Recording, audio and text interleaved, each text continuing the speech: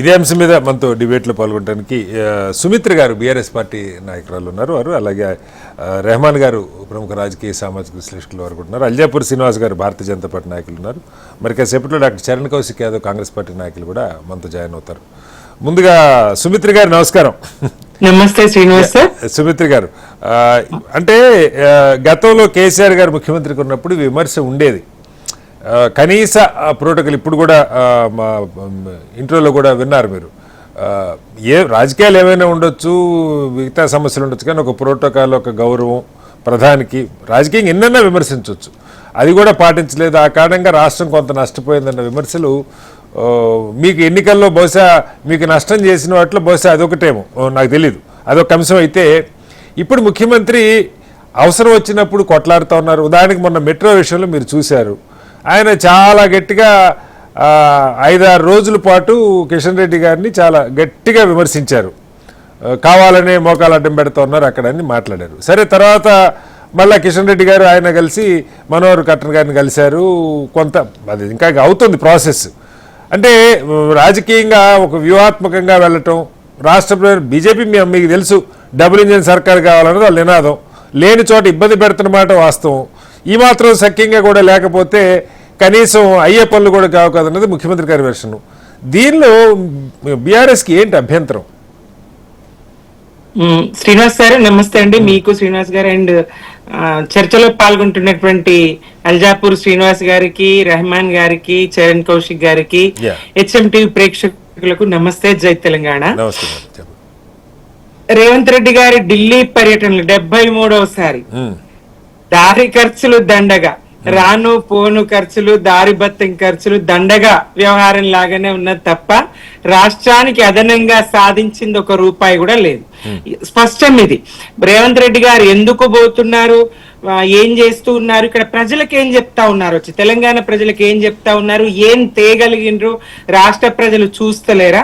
ప్రత్యేకంగా బీజేపీ ప్రభుత్వం, కేంద్రంలో ఉన్నటువంటి మోదీ ప్రభుత్వంతో సఖ్యత ఎంత కొనసాగించినా మోదీ గారికి ఆది నుంచి రాష్ట్ర ఏర్పాటు పట్ల, తెలంగాణ పట్ల పూర్తి వ్యతిరేకతనే ఉన్నది.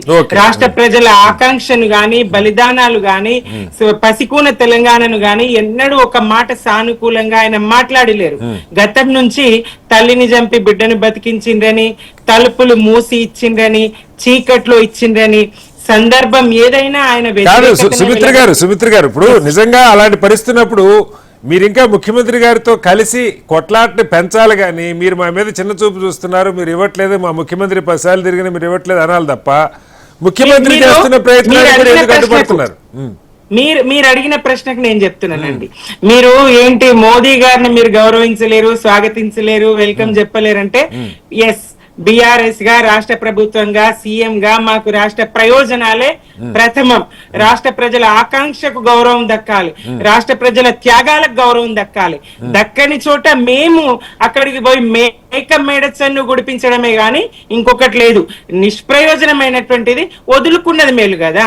ఏ ప్రయోజనం పొందలేమో ఆయన్ని గౌరవించినా, నెత్తిన పెట్టుకున్నా, పూజించినా తెలంగాణకు సాధించేది ఏమీ లేదు, వాళ్ళు ఇచ్చేది ఏమీ లేదు. కాబట్టి మేము స్తబ్దుగా ఉన్నాం నాడు. ఇప్పుడు రేవంత్ రెడ్డి గారు నేను సాధిస్తాను, బడే బాయ్ చోటే బాయ్ అని చెప్పి ఏం సాధించగలిగింది? ఈయన ఇన్ని 73 సార్లు ఢిల్లీ చుట్టూ చక్కర్లు కొట్టి ఏం సాధించగలిగింది? నిజంగా అందరు అనుకున్నట్టు, మరి ఆయన రేవంత్ రెడ్డి గారే స్వయంగా అన్నట్టు, మరి అవసరమైతే గాంధీల కుటుంబానికి 1000 కోట్లు ఇవ్వాల్సి ఉంటదని గతంలో తను చెప్పినట్టు, ఓపెన్ గా బహిరంగంగానే చెప్పినట్టు, గాంధీల కుటుంబానికో మరి జాతీయ కాంగ్రెస్ పార్టీకో మూటలు మోసే పనిలో వెళ్తున్నారా? మరి రాష్ట్రానికి ఒక మూట కూడా తీసుకొస్తలేరు. ప్రత్యేకించి కేంద్రం వైఖరి తెలంగాణ విషయంలో తటస్థ వైఖరి. కేంద్రం ఎన్నడూ ప్రత్యేకంగా తెలంగాణకు విభజన హామీల విషయంలో గాని, లేదా కొత్త రాష్ట్రం అనేటువంటి కనీస దానితో గాని, సానుభూతితో గాని వ్యవహరించింది లేదు. సుమిత్ర గారు, ఇందాక ఆర్ఎస్ ప్రవీణ్ కుమార్ గారు మాట్లాడుతున్నారు, పెద్ద పెద్ద సూట్ కేసులు తీసుకెళ్తారు. ఇప్పుడు ముఖ్యమంత్రి గారు ఏమో రహస్య పర్యటన కాదు, మీరు చెప్పినట్టు 70 సార్లు వెళ్ళినా ఆయన ముఖ్యమంత్రి వెళ్తుంటే వెనకాల మీడియా ఉంటారు, ఆయన ఎటు వెళ్తున్నారు, ఎక్కడికి వెళ్తున్నారు, ఎవరిని కలుస్తారు చూస్తూనే ఉంటారు. మూటలు మోస్తే మీకు కనపడదా? మూటలు మోసారన్న మాట బీఆర్ఎస్ అగ్రనాయకత్వం నిజంగా ఫలితం రాలేదంటే ఓకే, మీరు ఆ విమర్శ చేయొచ్చు, మీరు తిరుగుతున్నా ఇవ్వట్లేదు అనొచ్చు, లేదు ముఖ్యమంత్రి వస్తున్నా మీరు సహకరించట్లేదని బీజేపీని అనొచ్చు కేంద్ర ప్రభుత్వాన్ని.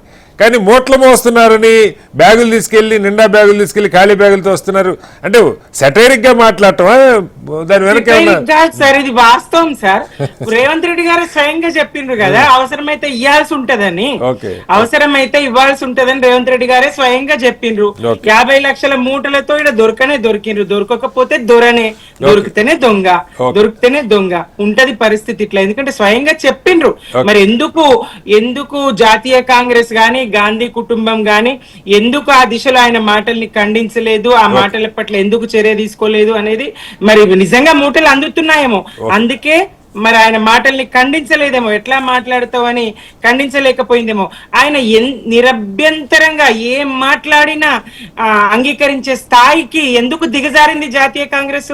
రాష్ట్ర ప్రాజెక్టుల విషయంలో నిన్నటికి నిన్న ఆయన మాట్లాడినటువంటి భాష ఏదైతే ఉందో, కొవ్వు జల్లండి పంటలు పండుతాయి చలితాయని మాట్లాడిన భాష ఏదైతే ఉందో, రిటైర్డ్ ఇంజనీర్లను పట్టుకొని బెల్ట్ ట్రీట్మెంట్ ఇవ్వాలని భాష ఏదైతే ఉన్నదో, దీనికి సంబంధించి మరి చిన్న హెచ్చరిక కూడా ఎందుకు చెయ్యది జాతీయ కాంగ్రెస్ గాని వాళ్ళ అధిష్టానం గాని? దీన్ని బట్టి స్పష్టమవుతా ఉంది కదా జాతీయ కాంగ్రెస్, ఈయన కాంగ్రెస్ పార్టీ రేవంత్ రెడ్డి ఏదైతే అందిస్తా ఉన్నాడో దాని కారణంగానే మాట్లాడలేకపోతున్నారు, మౌనం వహిస్తా ఉన్నారు. రేవంత్ రెడ్డికి హద్దు పద్దు లేకుండా ఉన్నది మాట్లాడే మాటలు. సరే ఏమైనా మాట్లాడియండి, రాష్ట్రానికి ఏమన్నా తెస్తే ప్రయోజనకరం కదా, తెచ్చింది ఏమీ లేదు, అన్ని ఎంఓయూల స్థాయినే తప్ప మరి నిజంగా పని జరుగుతున్నది ఒక్కటి కూడా లేదు.